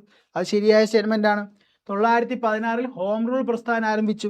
അതും ശരിയാണ്. ഓക്കെ, അപ്പോൾ നമ്മുടെ ബന്ധമില്ലാത്ത ഒന്ന് മാത്രമാണ്. അപ്പോൾ ഏതാണ്? ഓപ്ഷൻ ബി ആണ്. നമ്മുടെ ഗുലാംഗിരി എന്ന ഗ്രന്ഥം രചിച്ച ആരാണ്ട്? അത് ജ്യോതിറാവു ഫുലെയാണ്.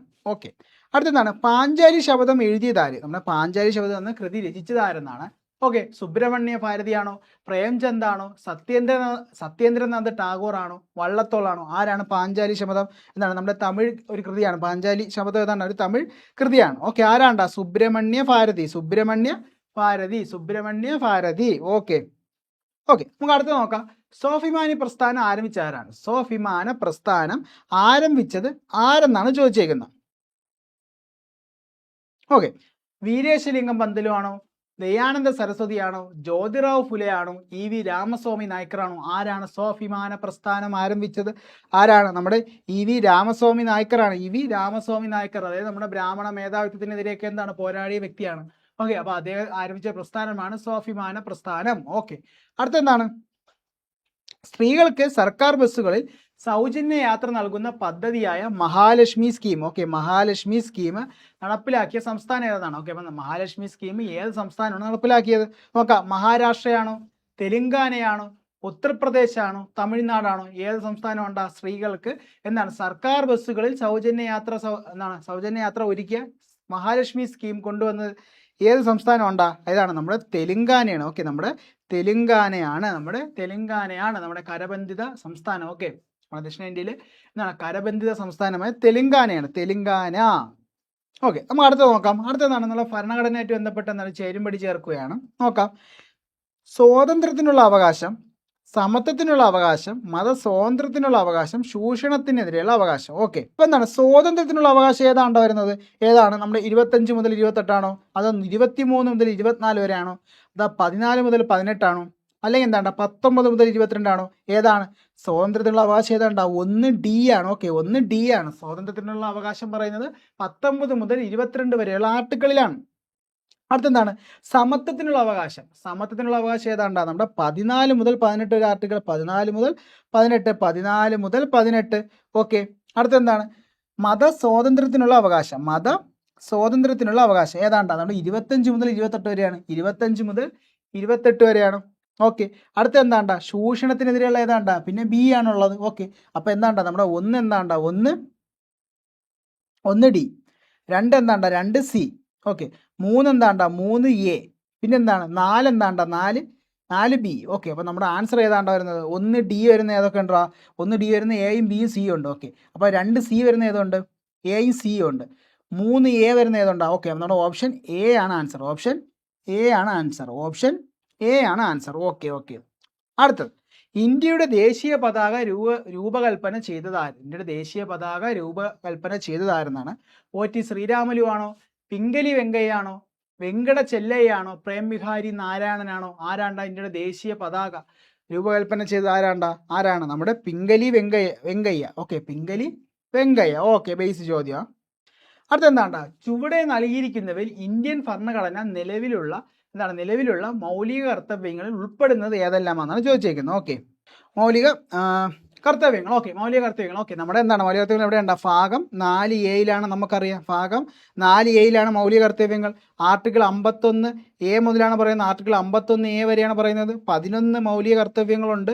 ഓക്കെ. അതിൽ 10 വന്ന് എന്താണ്ട് നമ്മുടെ 42 ഭേദഗതി 1976 പിന്നെന്താണ് ഒരെണ്ണം എന്നാണ്ട നമ്മുടെ 86 ഭേദഗതി 2002 വന്നത്. ഓക്കെ. നമ്മൾ ഇവിടുത്തെ ചോദ്യം എന്താണോ ചോദിച്ചേക്കുന്നത്?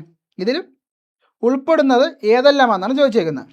അപ്പോൾ ഏതാണ്ട് ഉൾപ്പെടുന്നത് നമ്മുടെ ദേശീയ പതാകയും ദേശീയ ഗാനത്തെ ആദരിക്കുക. എന്താണ്ട് അതിൽ ഉൾപ്പെടുന്നതാണ് ദേശീയ പതാകയും ദേശീയ ഗാനത്തെ ആദരിക്കുന്ന അതിൽ വരുന്നതാണ്. നമ്മുടെ ആർട്ടിക്കിൾ എന്താണ്ട് അത് 51A clause A. Okay. 51A clause എയിലാണ് വരുന്നത്. അടുത്ത എന്താണ് ഇന്ത്യയുടെ പരമാധികാരവും ഐക്യവും സമഗ്രത എന്നിവ മുറുകെ പിടിക്കുകയും സംരക്ഷിക്കുകയും ചെയ്യുന്നു. ഓക്കെ. അതേതാണ്ട് അത് 51A ക്ലോസ് സിയിലാണ് വരുന്നത്. ഓക്കെ. അടുത്ത എന്താണ്ടാ നമ്മുടെ ശാസ്ത്ര വികാസ മാനവികത എന്നിവ ഏത് ആർട്ടിക്കിളാണ്ടാ 51A ക്ലോസ് Hലാണ് വരുന്നത്. ഓക്കെ. നമ്മുടെ അപ്പോൾ എന്താണ്ടാ നമ്മുടെ ഇവ 3 എന്താണ്ടാ നമ്മുടെ മൗലിക കർത്തവ്യങ്ങളാണ് വരുന്നത്. ഓക്കെ. അപ്പോൾ മൗലിക കർത്തവ്യങ്ങൾ പറയുന്നത് ഭാഗം 4A 51A 51A മുതലാണ് ആർട്ടിക്കിൾ തുടങ്ങുന്നത്. ഓക്കെ. അതിൽ തന്നെ ഒരു സബ് ക്ലോസിലായിട്ടാണ് വരുന്നത്. 51A ക്ലോസിൽ വരുന്ന സബ് ക്ലോസിലാണ് വരുന്നത്. 11 ഉണ്ട്. 10 എന്നാണ്ടാ വന്നത് നമ്മുടെ 42 ഭേദഗതി. അതായത് മിനി കോൺസ്റ്റിറ്റ്യൂഷൻ എന്ന് പറയുന്ന നമ്മുടെ 42 ഭേദഗതി 1976 വന്നു. പിന്നെന്താണ് നമ്മുടെ ഒരെണ്ണം വിദ്യാഭ്യാസവുമായി ബന്ധപ്പെട്ട നമുക്ക് എല്ലാവർക്കും അറിയാം. അതൊന്ന് എന്താണ്ടാ 86 ഭേദഗതി 2002 ഓക്കെ. അപ്പോൾ അടുത്ത ചോദ്യം എന്താണ്ടാ 34ാമത്തെ ചോദ്യം എന്താണ്? ദേശീയ മനുഷ്യാവകാശ കമ്മീഷൻ ചെയർമാനെ നിയമിക്കുന്നത് ആരെന്നാണ് ചോദിച്ചിരിക്കുന്നത്. ഓക്കെ. ദേശീയ മനുഷ്യാവകാശ കമ്മീഷനിലെ ചെയർമാനെ നിയമിക്കുന്ന ആര്? രാഷ്ട്രപതിയാണോ, ഉപരാഷ്ട്രപതിയാണോ, പ്രധാനമന്ത്രിയാണോ, അതോ ഇന്ത്യയുടെ ചീഫ് ജസ്റ്റിസ് ആണോ? ആരാണ് ദേശീയ മനുഷ്യാവകാശ കമ്മീഷനെ നിയമിക്കുന്നത്? ആരാണ്? നമ്മുടെ ഉപരാഷ്ട്രപതിയാണ്. ഓക്കെ. അടുത്ത എന്താണ്? അടുത്ത വിവരാവകാശ കമ്മീഷനായിട്ടുള്ള ചോദ്യമാണ്. എന്താണ് ചോദ്യം? താഴെ പറയുന്നവയിൽ വിവരാവകാശ നിയമവുമായി ബന്ധപ്പെട്ട ശരിയായ പ്രസ്താവനയാണ്. നമുക്ക് ശരിയായ പ്രസ്താവനയാണ് വേണ്ടത്. ഓക്കെ. ഓരോ പ്രസ്താവനയായിട്ട് വായിക്കാം. 2005 വിവരാവകാശ നിയമം അനുസരിച്ച് നിലവിൽ വന്നതാണ് വിവരാവകാശ കമ്മീഷൻ. ഓക്കെ. ഇന്ത്യയുടെ മുഖ്യ വിവരാവകാശ കമ്മീഷണറെ നിയമിക്കുന്നത് രാഷ്ട്രപതിയാണ്. ഇന്ത്യയുടെ മുഖ്യ വിവരാവകാശ കമ്മീഷണറുടെ വിരമിക്കൽ പ്രായം 70 വയസ്സാണെന്നാണ് പറഞ്ഞിരിക്കുന്നത്. ഓക്കെ. അപ്പോൾ നമുക്ക് ശരിയായി നോക്കാം.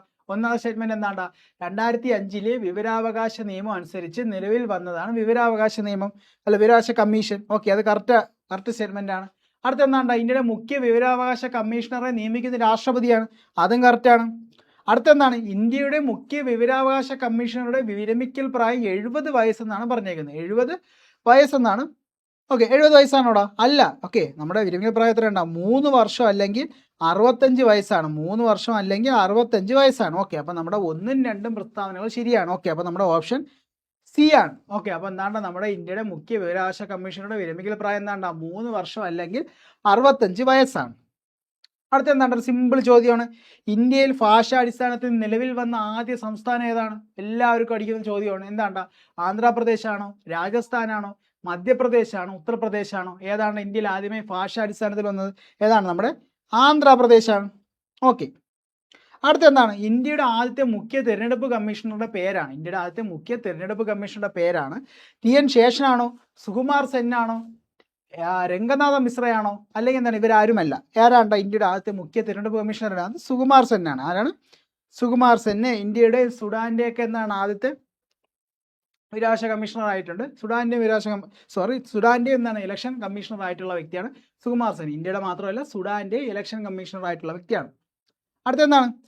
അന്യായമായ തടങ്കലിൽ വച്ചിരിക്കുന്ന ഒരു വ്യക്തിയെ ഹാജരാക്കുന്നതിനായി സുപ്രീം കോടതി പുറപ്പെടുവിക്കുന്ന റിട്ട്. ഓക്കെ, അന്യായമായി ആരെങ്കിലും തടങ്കലിൽ വെച്ചിട്ടുണ്ടെങ്കിൽ എന്താണ്ടാ അവരെ എന്താണ് റിലീസ് ചെയ്യാൻ വേണ്ടി സുപ്രീം കോടതി പുറപ്പെടുവിക്കുന്ന റിട്ട് എന്നാണ് നമ്മൾ ചോദിച്ചിരിക്കുന്നത്. ഏതാണ് സുപ്രീം കോടതി റിട്ട്? ഏതാണ്ട് ആർട്ടിക്കിൾ 32. ഓക്കെ, റിട്ടുമായി ബന്ധപ്പെട്ടതാണ് ആർട്ടിക്കിൾ 32. ഓക്കെ, ഭരണഘടനാ പ്രതിവിധിക്കുള്ള. ഓക്കെ, അപ്പോൾ എന്താണ് ഇവിടെ ചോദിച്ചിരിക്കുന്നത്? എന്താണ്? അന്യായമായ തടങ്കലിൽ വെച്ചിരിക്കുന്ന ഒരു വ്യക്തിയെ ഹാജരാക്കുന്നതിനായി സുപ്രീം കോടതി പുറപ്പെടുവിക്കുന്ന റിട്ട് എന്നാണ് ചോദിച്ചിരിക്കുന്നത്. ഏതാണ്ടാ? നമ്മുടെ ഹേബിയസ് കോർപ്പസ്. ഓക്കെ, നമ്മുടെ ഹേബിയസ് കോർപ്പസ്. ഓക്കെ, നമ്മുടെ മാഗ്നാർ കാർട്ടയിലൊക്കെ ആദ്യമായിട്ട് പ്രത്യക്ഷപ്പെട്ട ഹേബിയസ് കോർപ്പസ് 1215. ഓക്കെ, അപ്പോൾ ഹേബിയസ് കോർപ്പസ് ആണ് ഇതിൻ്റെ ആൻസർ ആയിട്ട് വരുന്നത്. ഓക്കെ, അടുത്തെന്താണ്? ഇന്ത്യയുടെ ദേശീയ ഗീതമായ വന്ദേ മാതരം ഏത് കൃതിയിൽ നിന്നാണ് എടുത്തത്? ഓക്കെ, അത് ഏറ്റവും സിമ്പിൾ ചോദ്യമാണ്. ഗീതാഞ്ജലിയാണോ, ആനന്ദമഠമാണോ, പിന്നെന്താണ് മധുശാലയാണോ, അല്ലെങ്കിൽ എന്താണ് ഇവയൊന്നുമല്ല. അപ്പോൾ ഏത് കൃതിയിൽ നിന്നാണ് വന്ദേ മാതരം എടുത്തത്? ഏതാ? ആനന്ദമഠം. ഏതാണ്? ആനന്ദമഠം. ഓക്കെ, സെറ്റാണ്. ഓക്കെ, നമുക്ക് അടുത്ത ചോദ്യത്തിലോട്ട് പോകാം. താഴെ പറയുന്നവയിൽ എന്താണ്? താഴെ പറയുന്നവയിൽ ഇന്ത്യൻ ഭരണഘടനാ നിർമ്മാണ സഭയിൽ അംഗമായിട്ടുള്ള വനിതകൾ ആരെന്നാണ് ചോദിച്ചിരിക്കുന്നത്. ഓക്കെ, അപ്പോൾ താഴെ പറയുന്ന വനിതകൾ ആരൊക്കെയാണ്? എന്താണ് ഇന്ത്യൻ എന്താണ് ഭരണഘടനാ നിർമ്മാണ സഭയിൽ കോൺസ്റ്റിറ്റ്യൂട്ട് അസംബ്ലിയിൽ അംഗമായ വനിതകൾ?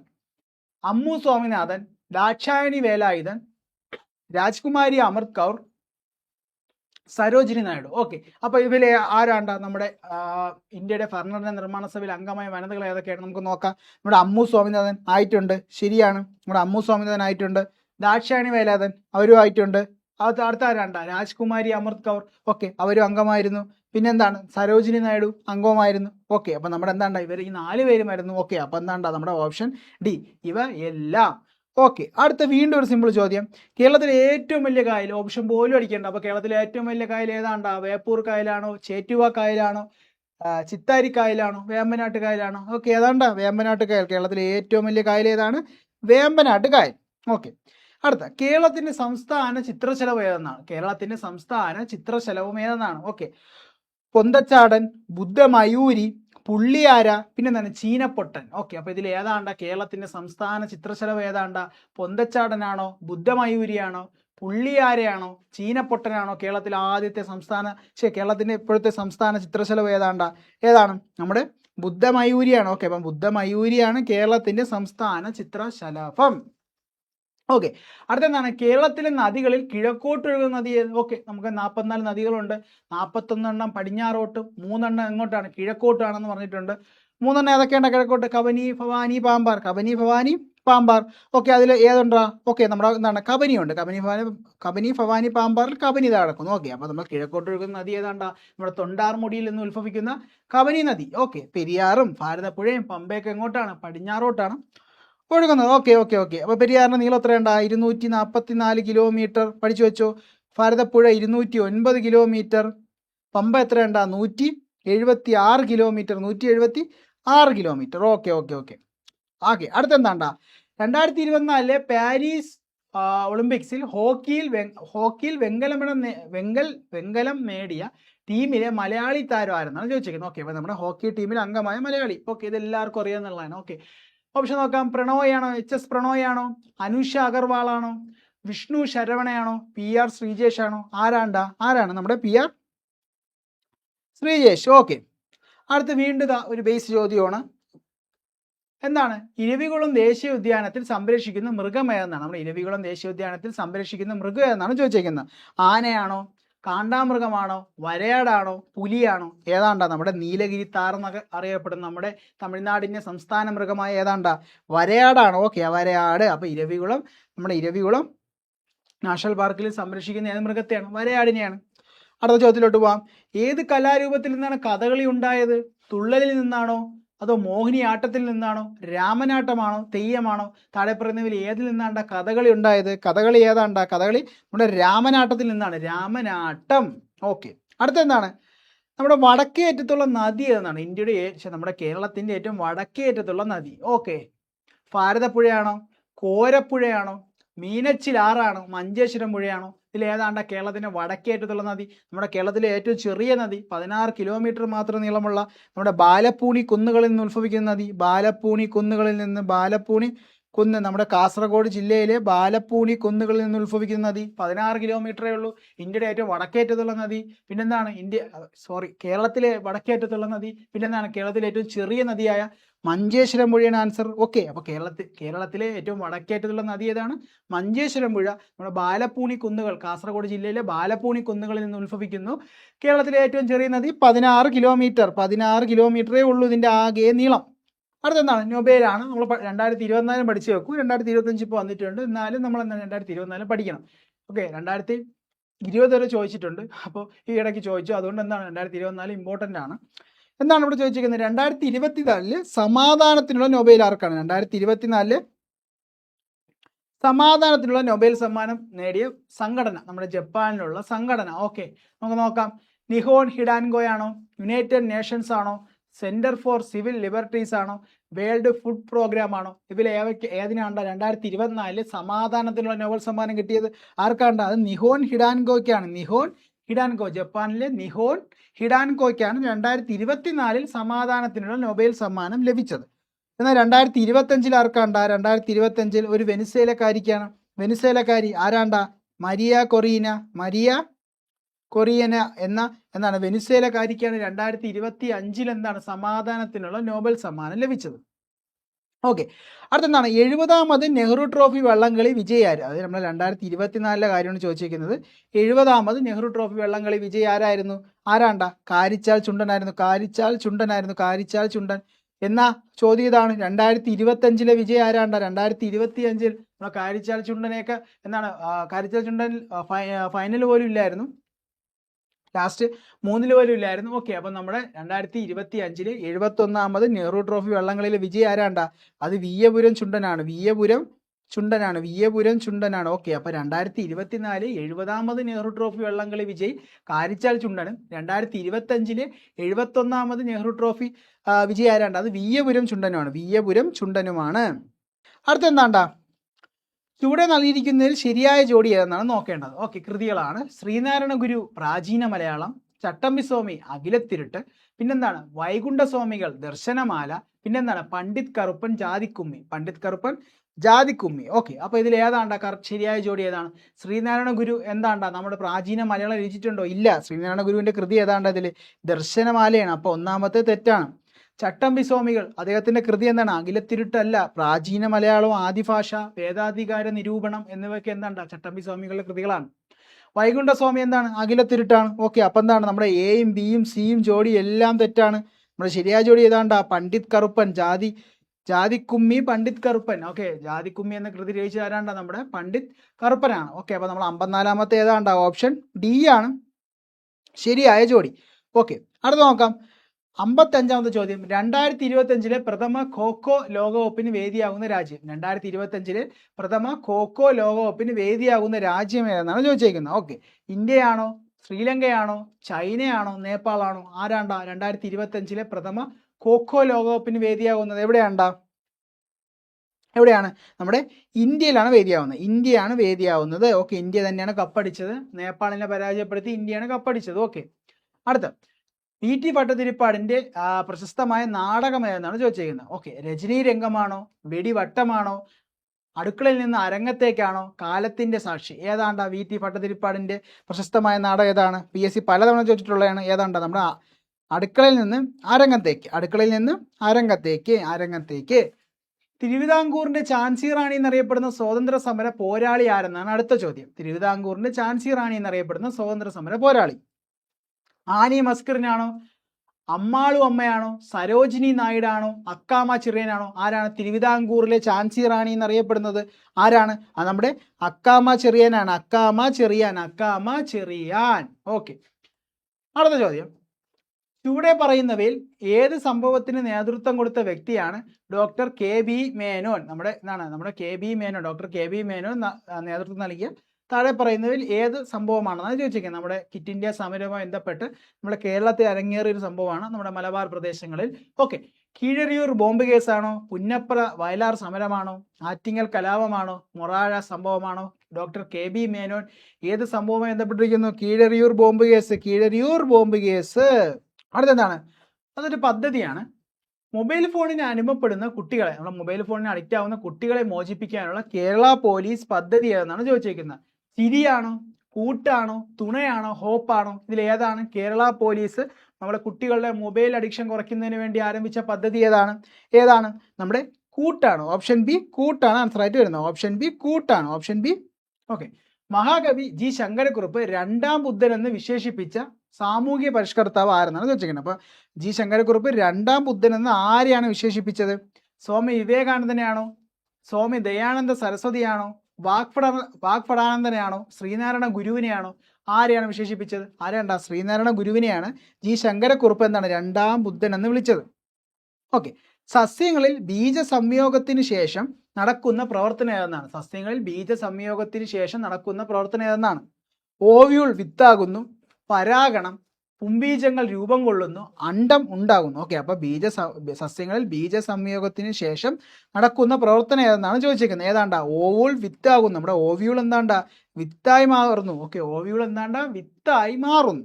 അടുത്തെന്താണ്ടാ? എക്സിറ്റീവ് കൺസർവേഷൻ. എക്സിറ്റീവ് കൺസർവേഷൻ ഉദാഹരണം ഏതെന്നാണ് ചോദിച്ചിരിക്കുന്നത്. ഓക്കെ. ബയോസ്ഫിയർ റിസർവുകളാണോ, നാഷണൽ പാർക്കുകളാണോ, ബൊട്ടാണിക്കൽ ഗാർഡൻ ആണോ, അത് കമ്മ്യൂണിറ്റി റിസർവ് ആണോ? നമുക്കറിയാം ഇൻസിറ്റീവ് കൺസർവേഷനും ഉണ്ട്, എക്സിറ്റീവ് കൺസർവേഷനും ഉണ്ട്. ഓക്കെ. അപ്പോൾ ജീവികളെ അല്ലെങ്കിൽ സസ്യജാലങ്ങളെ എന്താണ് ഈ സ്വാഭാവിക എന്താണ് അവരുടെ പരിസ്ഥിതിയിൽ നിന്ന് പുറത്ത് എന്താണ് അവയെ സംരക്ഷിക്കുന്ന രീതിയാണ് എക്സിറ്റീവ് കൺസർവേഷൻ. ഓക്കെ. അപ്പോൾ ഇതിൽ ഏതാണ്ട് എക്സിറ്റീവ് കൺസർവേഷൻ? നമ്മുടെ ബൊട്ടാണിക്കൽ ഗാർഡനുകൾ എന്താണ്ടാ? എക്സിറ്റീവ് കൺസർവേഷൻ ആണ്. നമ്മുടെ ജീൻ ബാങ്കുകൾ എക്സിറ്റീവ് കൺസർവേഷൻ ആണ്. Gene bank ex situ conservation. നമ്മുടെ സൂ ഇല്ലേ, സുവോളജിക്കൽ പാർക്കുകളൊക്കെ എന്താണ്ടാ? എക്സിറ്റീവ് കൺസർവേഷനുകളാണ്. നമ്മുടെ biosphere reserve, national park, community reserve ഒക്കെ എന്താണ്ടാ? അത് ഇൻസിറ്റീവ് റിസർവേഷൻ ആണ്. അതെന്താണ്ടാ? ഇൻസിറ്റീവ് റിസർവേഷൻ ആണ്. ഓക്കെ. അടുത്തെന്താണ്? ഗ്രന്ഥികോശങ്ങളിൽ കൂടുതലായി കാണപ്പെടുന്ന കോശാംഗം ഏതെന്നാണ് പറഞ്ഞിരിക്കുന്നത്. നമ്മുടെ ഗ്രന്ഥികോശങ്ങളിൽ കൂടുതലായി കാണപ്പെടുന്ന കോശാംഗം നമ്മുടെ പഴയ സ്കൂൾ ടെസ്റ്റിലുള്ള ഒരു ചോദ്യമാണ്. ഓക്കെ. നോക്കാം. ഫേനമാണോ, റൈബോസമാണോ, എൻഡോപ്ലാസ്മിക് റെറ്റിക്കുലം ആണോ, അത് ഗോൾജി കോംപ്ലക്സ് ആണോ? ഇതിൽ ഏതാണ്ടാ ഗ്രന്ഥികോശങ്ങളിൽ കൂടുതലായി കാണപ്പെടുന്ന കോശാംഗം? അത് നമ്മുടെ ഏതാണ്ടാ? ഗോൾജി കോംപ്ലക്സ് ആണ്. ഏതാണ്ട് ഗോൾജി കോംപ്ലക്സ്. അതായത് നമ്മുടെ ഹോർമോണുകൾ, പിന്നെ എന്താണ് രാസായനികൾ, ശ്ലേഷ്മരസം എന്നിവയൊക്കെ സംഭരിക്കുന്ന സ്ഥലം. അതായത് നമ്മുടെ എന്താണ്ട ഹോർമോണുകൾ, രാസാഗ്നികൾ, ഹോർമോണുകളും രാസാഗ്നികളും പിന്നെന്താണ് നമ്മുടെ ശ്ലേഷ്മരസവും ഒക്കെ എന്താണ് സംഭരിക്കുന്ന എവിടെയാണ്? ഗോൾജി കോംപ്ലക്സ് ആണ്. എവിടെയാണ് ഇതെന്താണ്ട? ഇത് എവിടെയാണ് കൂടുതലായി കാണപ്പെടുന്നത്? ഗ്രന്ഥികോശങ്ങളെയാണ് കൂടുതലായി കാണപ്പെടുന്നത്. ഓക്കെ. അടുത്തെന്താണ്? താഴെ പറയുന്നതിൽ രക്തത്തിലെ പ്രോട്ടീനാണ്. താഴെ പറയുന്നതിൽ രക്തത്തിൽ കാണുന്ന പ്രോട്ടീൻ കണ്ടെത്തുക. ഓക്കെ. ക്രിയാറ്റിനാണോ, ഗ്ലോബുലിനാണോ, സൂബെറിനാണോ, ലിഗിനാണോ? ഏതാണ്ടാ നമ്മുടെ രക്തത്തിൽ കാണപ്പെടുന്ന പ്രോട്ടീൻ ഏതാണ്ടാ? നമ്മുടെ ഓപ്ഷൻ ബി ഗ്ലോബലിൻ. ഏതാണ് ഗ്ലോബലിൻ. ഓക്കെ. അപ്പോൾ രക്തത്തിൽ കാണുന്ന മറ്റ് ഏതൊക്കെയുണ്ടാ? നമ്മുടെ ആൽബുമിൻ. ഏതാണ് ആൽബുലിൻ. പിന്നെന്താണ്? ഫൈബ്രിനോജിൻ. ഓക്കെ. അപ്പോൾ ഗ്ലോബുലിൻ്റെ ധർമ്മം എന്താണ്ടാ? ഗ്ലോബുലിൻ്റെ ധർമ്മം രോഗപ്രതിരോധമാണ്. ഗ്ലോബുലിൻ്റെ ധർമ്മം എന്താണ്ടാ? രോഗപ്രതിരോധമാണ്. നമ്മുടെ ആൽബുലിൻ എന്താണ്ടാ? രക്തസമ്മർദ്ദം. അതായത് BP എന്ന് പറയാം. ഓക്കെ. രക്തസമ്മർദ്ദം, അതായത് ബ്ലഡ് പ്രഷർ, BP. അപ്പോൾ BP ആൽബുലിൻ എന്തുമായിട്ട് ബന്ധപ്പെട്ടിരിക്കുന്നു? രക്തസമ്മർദ്ദവുമായി ബന്ധപ്പെട്ടിരിക്കുന്ന ബ്ലഡ് പ്രോട്ടീനാണ്. അടുത്തെന്താണ്? ഫൈബ്രിനോജിൻ, രക്തം കട്ട പിടിക്കാൻ. അപ്പോൾ നമ്മൾ 3 പ്രോട്ടീനും പറഞ്ഞു രക്തത്തിൽ കാണപ്പെടുന്ന. ഗ്ലോബുലിൻ പറഞ്ഞു, ആൽബുലിൻ പറഞ്ഞു, ഫൈബ്രിനോജിനും പറഞ്ഞു. ഓക്കെ. അടുത്തെന്താണ്? തന്നിരിക്കുന്നവയിൽ മാംസ്യത്തിന്റെ ദഹനവുമായി ബന്ധമില്ലാത്തത് തിരഞ്ഞെടുക്കുക. അപ്പോൾ തന്നിരിക്കുന്നതിൽ മാംസ്യത്തിന്റെ ദഹനം, പ്രോട്ടീന്റെ ദഹനവുമായി ബന്ധമില്ലാത്തത് തിരഞ്ഞെടുക്കുക. ഓക്കെ.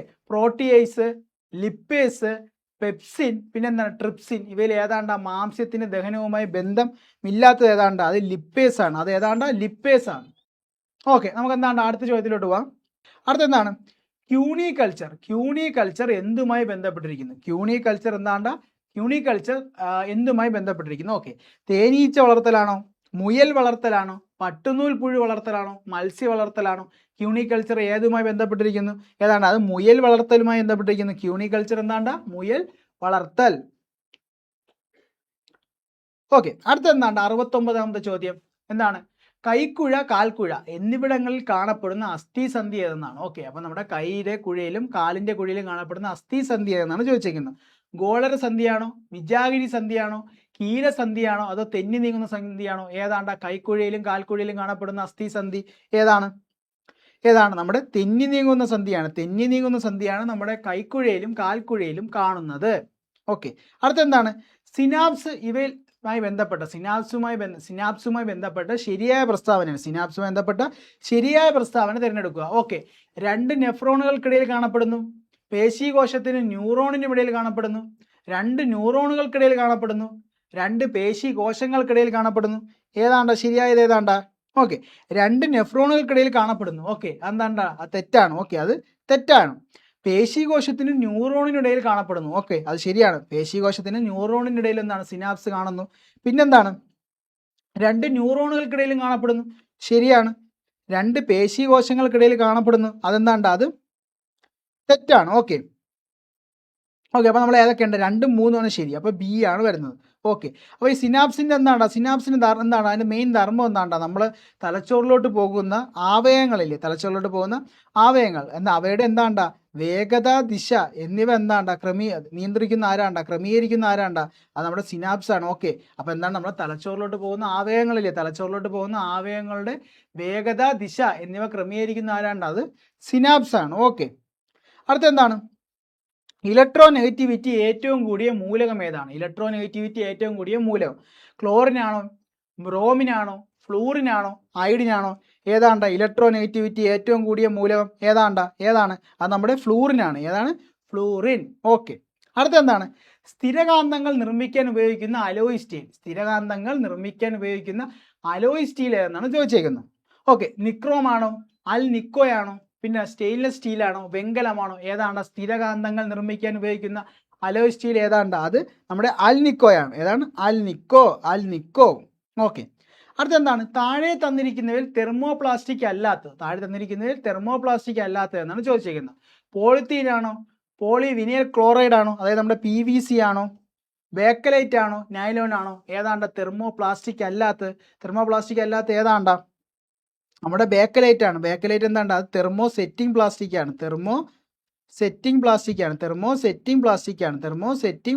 ഓക്കെ, അപ്പോൾ നമ്മുടെ തെർമോപ്ലാസ്റ്റിക് ചൂടാക്കുമ്പോൾ മൃദുവാവുകയും തണുപ്പിക്കുമ്പോൾ ദൃഢമാവും. ഈ പ്രോസസ്സ് ഇങ്ങനെ കണ്ടിന്യൂ ചെയ്തുകൊണ്ടിരിക്കുക. പക്ഷേ നമ്മളെ തെർമോ സെറ്റിംഗ് പ്ലാസ്റ്റിക് ചൂടാക്കുമ്പോൾ മൃദുവാവും. പിന്നെ നമ്മളെ തണുപ്പിക്കുമ്പോൾ സ്ഥിരമായി അത് ദൃഢമാവും. പിന്നെ ആ പ്രോസസ്സ് കണ്ടിന്യൂ ചെയ്യാൻ പറ്റൂല. ഓക്കെ, അപ്പോൾ നമ്മുടെ തെർമോസെറ്റിംഗ് പ്ലാസ്റ്റിക് ചൂടാക്കുമ്പോൾ അത് ഉരുകി മൃദുവാവും. പിന്നെ തണുപ്പിക്കുമ്പോൾ സ്ഥിരമായി ദൃഢമാവും. പിന്നെ ആ പ്രോസസ്സിലൂടെ വീണ്ടും നമുക്കത് കണ്ടിന്യൂ ചെയ്യാൻ പറ്റൂല. ഓക്കെ, ഒരിക്കൽ സെറ്റ് ചെയ്താൽ അത് മാറ്റാൻ കഴിയില്ല. അതാണ് നമ്മുടെ തെർമോസെറ്റിക് പ്ലാസ്റ്റിക് എന്ന് പറയുന്നത്. എന്നാൽ തെർമോ പ്ലാസ്റ്റിക് നമുക്ക് എത്ര വേണോ ഈ പ്രോസസ്സ് കണ്ടിന്യൂ ചെയ്തുകൊണ്ടിരിക്കുക. അതായത് നമ്മൾ ചൂടാക്കുമ്പോൾ അത് ഉരുകി മൃദുവാവുകയും തണുക്കുമ്പോൾ ദൃഢമാവും. പക്ഷെ സ്ഥിരമായിട്ടുള്ള ദൃഢമാക്കമല്ല. ഓക്കെ, അപ്പോൾ തെർമോപ്ലാസ്റ്റിക്കും തെർമോസെറ്റിംഗ് പ്ലാസ്റ്റിക്കും. ബേക്കലൈറ്റ് തെർമോസെറ്റിംഗ് പ്ലാസ്റ്റിക് ആണ്. ഓക്കെ, പ്രോട്ടോണിന് പേര് നൽകിയ ശാസ്ത്രജ്ഞൻ ആരെന്നാണ് ചോദിച്ചിരിക്കുന്നത്. പ്രോട്ടോണിന് പേര് നൽകിയ ശാസ്ത്രജ്ഞൻ ആരാണ്? ഏണസ്റ്റ് റൂദർഫോർഡ് ആണോ, ഗോൾഡ് സ്റ്റൈൻ ആണോ, JJ തോംസൺ ആണോ, വില്യം ക്രൂക്സ് ആണോ? ആരാണ് നമ്മുടെ പ്രോട്ടോണിന് പേര് നൽകിയത്? നമ്മുടെ ഏണസ്റ്റ് റൂദർഫോർഡ് ആണ്. നമ്മുടെ ന്യൂക്ലിയസ് കണ്ടെത്തിയ ഏണസ്റ്റ് റൂദർഫോർഡ് ആണ് പ്രോട്ടോണിന് പേര് നൽകിയത്. ഓക്കെ, അടുത്തെന്താണ്? വേഗമാറ്റത്തിന്റെ നിരക്ക് എന്തെന്നാണ് ചോദിച്ചിരിക്കുന്നത്. വേഗമാറ്റത്തിന്റെ നിരക്ക് എന്തെന്നാണ് ചോദിച്ചിരിക്കുന്നത്. വേഗതയാണോ, ദൂരമാണോ, സ്ഥാനാന്തരമാണോ, ത്വരണമാണോ? വേഗമാറ്റത്തിന്റെ നിരക്ക് അത് ത്വരണമാണ്. ത്വരണമാണ്. ഓക്കെ, അടുത്തെന്താണ്? ബലത്തിന്റെ യൂണിറ്റ് ഏതെന്നാണ്? Pascal, option B newton, option C joule, D calorie. അപ്പോൾ നമ്മുടെ ബലത്തിന്റെ യൂണിറ്റ് ഏതാണ്? അത് ന്യൂട്ടൺ ആണ്. ന്യൂട്ടൺ. ഓക്കെ, അടുത്തെന്താണ്? ഒരു വസ്തുവിന് അതിന്റെ ചലനം കൊണ്ട് ലഭ്യമാകുന്ന ഊർജ്ജം ഡാഷ് ആണ്. ഓക്കെ, ഒരു വസ്തുവിന് അതിന്റെ ചലനം മൂലം ലഭ്യമാകുന്ന ഊർജ്ജം ഏതെന്നാണ് ചോദിച്ചേക്കുന്നത്. ഓക്കെ, സ്ഥിതികോർജ്ജമാണോ, ഗതികോർജ്ജമാണോ, യാന്ത്രികോർജ്ജമാണോ, സ്ഥാനോർജ്ജമാണോ? ഒരു വസ്തുവിന് അതിന്റെ ചലനം കൊണ്ട് ലഭ്യമാകുന്ന ഊർജ്ജം ഏതാണ്? അത് ഗതികോർജ്ജമാണ്. അത് ഗതികോർജ്ജം. PSC പലതവണ ചോദിച്ചിട്ടുള്ള ചോദ്യമാണ്. അടുത്ത താഴെ തന്നിരിക്കുന്നതിൽ ഗ്രീൻ എനർജി അല്ലാത്തത് ഏതെന്നാണ് ചോദിച്ചേക്കുന്നത്. സൗരോർജ്ജമാണോ, കാറ്റിൽ നിന്നുള്ള ഊർജ്ജമാണോ, അറ്റോമിക് റിയാക്ടറുകളാണോ, ഹൈഡ്രോ ഇലക്ട്രിക് പവർ ആണോ? താഴെ പറയുന്നത് ഏതാണ്ട ഗ്രീൻ എനർജി അല്ലാത്തത് ഏതാണ്ട്? അത് അറ്റോമിക് റിയാക്ടറുകൾ. ഓക്കെ, അടുത്ത ചോദ്യം എന്താണ്? കടലിന്റെ ആഴം അളക്കുന്നതിനുള്ള ഉപകരണമാണ് സോണാർ. ഓക്കെ, അപ്പോൾ കടലിന്റെ ആഴം അളക്കുന്നതിന്റെ ഉപകരണമാണ് സോണാർ. ഇതിൽ ഉപയോഗിച്ചിരിക്കുന്ന തരംഗം ഏതെന്നാണ് ചോദിച്ചിരിക്കുന്നത്? സോണാർ. ഓക്കെ, ഓപ്ഷൻ നോക്കാം. അൾട്രാസോണിക് ആണോ, ഇൻഫ്രാസോണിക് ആണോ, പിന്നെ ഭൂകമ്പ തരംഗങ്ങളാണോ, സീസ്മിക് തരംഗങ്ങളാണോ? ഏതാണ്ട നമ്മുടെ സോണാറിൽ ഉപയോഗിച്ചിരിക്കുന്ന തരംഗം ഏതാണ്ട? അത് നമ്മുടെ അൾട്രാസോണിക് തരംഗങ്ങളാണ്. ഓക്കെ, അപ്പോൾ സോണാറിൽ ഉപയോഗിച്ചിരിക്കുന്ന തരംഗം ഏതാണ്? അത് അൾട്രാസോണിക് തരംഗങ്ങൾ. ഓക്കെ. അപ്പോൾ നമ്മൾ എന്താണ്ട നമ്മൾ ആ പ്രിലിംസിൽ എന്താണ് 80 GK ചോദ്യങ്ങളൊക്കെ നമ്മൾ നോക്കി. ഭൂരിഭാഗം ചോദ്യങ്ങൾ എന്താണ്ട നമ്മുടെ SCRT തന്നെയാണ് വരുന്നത്. കുറേയൊക്കെ PYQ ചോദ്യങ്ങളുണ്ടായത്, പലതവണ PSC പലതവണ ചോദിച്ചും അടുത്ത കുറച്ച് ചോദ്യങ്ങളുണ്ടായിരുന്നു. ഓക്കെ, അപ്പോൾ നമ്മളതെല്ലാം ഡിസ്കസ് ചെയ്ത് പോയിട്ടുണ്ടാവും. ഓക്കെ, അപ്പോൾ എല്ലാവരും നന്നായിട്ട് പഠിക്കുക, റിവൈസ് ചെയ്തുകൊണ്ടിരിക്കുക. ഓക്കെ, നമുക്ക് മറ്റൊരു ക്വസ്റ്റ്യൻ പേപ്പറായിട്ട് അടുത്ത ദിവസം കാണാം. എല്ലാവർക്കും ബൈ.